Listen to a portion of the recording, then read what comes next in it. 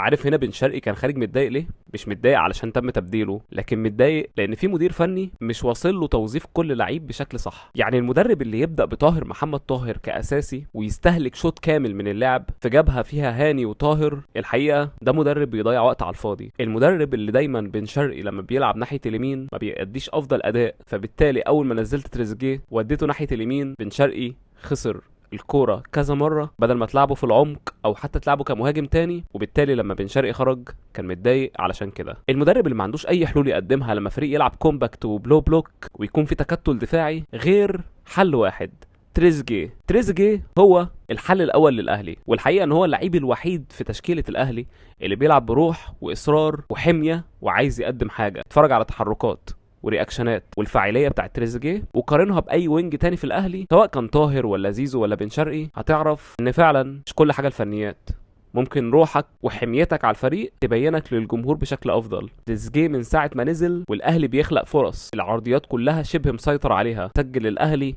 جاب كرة في العارضة، اهدر كتير من الفرص وخلى ليك شكل لو كان الشكل ده موجود من بداية الماتش كان ممكن الحال يتغير. لكن لان يسترب فضل ان طاهر يبدأ على حساب تريزيجيه او حتى الشحات او زيزو، لان هو شايف ان هو صح وان هو ده التوظيف الامثل، لكن الحقيقة الاهلي ما بيقدمش اي حاجة.